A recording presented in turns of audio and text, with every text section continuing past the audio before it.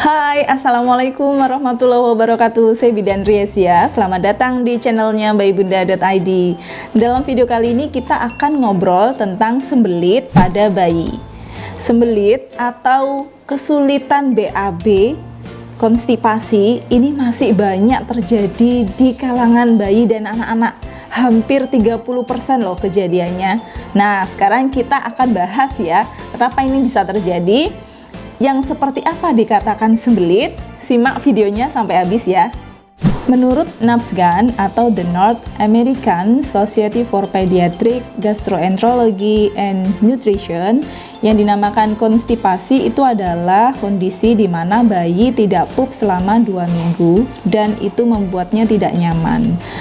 Meskipun dia pup kurang dari 2 minggu, tapi kalau konsistensinya itu keras, tidak seperti biasanya dan membuat bayi rewel, membuat dia trauma untuk mengedan, ini juga bisa dinamakan konstipasi. Nah, selain tanda di atas, biasanya bayi juga mengalami tanda-tanda seperti dia pup tapi kesulitan sampai mengangkat kedua kakinya. Itu juga bisa kita namakan kondisi di mana konstipasi itu muncul. Sebenarnya pola BAB bayi itu sangat bervariasi, dipengaruhi oleh beberapa hal. Di antaranya adalah fungsi organ, sistem saraf bayi itu sendiri, makanan atau pola nutrisi yang dia terima, hingga usia anak. Frekuensi normal BAB pada bayi ini berbeda sesuai dengan usianya.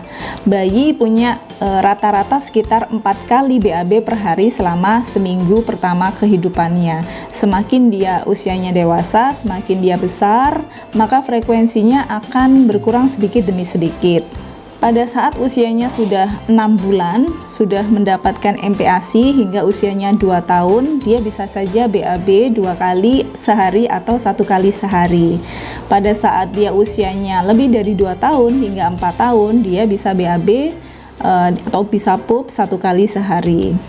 Sebab utama konstipasi atau kesulitan pup itu biasanya karena ada trauma pada saat bayi mengejan mengeluarkan pupnya.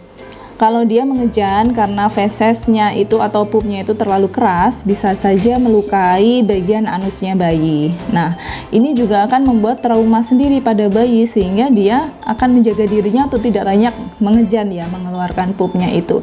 Nah, justru inilah yang membuat bayi semakin sulit mengeluarkan pupnya, padahal pup kan harusnya dikeluarkan. Pup kan sampah, jadi dia harus dikeluarkan dari tubuh bayi dalam rentang tertentu, teratur, seperti itu.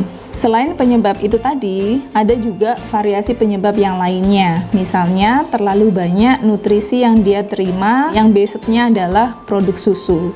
Itu artinya dia tidak toleransi terhadap produk susu. Bunda bisa mengubah apa yang dia konsumsi agar tidak terjadi konstipasi. Selain itu, Bunda juga harus mencukupi kebutuhan cairan, kebutuhan serat, serta kebutuhan aktivitas atau geraknya. Pada bayi-bayi yang kurang geraknya, dia cenderung mengalami konstipasi. Selain itu, Bunda juga harus mengurangi trauma pada bayi. Misalnya, Anda bisa mendampingi pada saat bayi ingin pup. Anda berada di sampingnya atau memberikan toilet lucu, toilet duduk kecil yang lucu gitu untuk aktivitas pupnya agar lebih menyenangkan dan menghindari trauma pada bayi. Selain itu, Bunda juga bisa mengaplikasikan pijat ilu atau I love you. Caranya dengan memberi usapan lembut pada perut bayi dari atas ke bawah seperti huruf I, kemudian dari sisi kanan ke kiri, kemudian ke bawah ya seperti huruf L, kemudian dari bawah ke atas ke samping, kemudian turun seperti huruf U.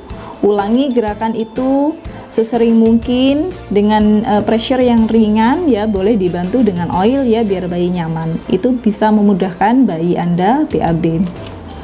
Nah, itu tadi tips-tips yang bisa dilakukan bila bayi Anda tidak kunjung BAB atau tidak kunjung selesai konstipasinya, perutnya buncit, teraba sangat keras hingga rewel terus-menerus atau malah disertai demam. Bunda harus segera pergi ke dokter ya, agar mendapatkan obat-obatan yang tepat untuk mengatasi konstipasi bayi. Oke, terima kasih sudah menyaksikan. Assalamualaikum warahmatullahi wabarakatuh.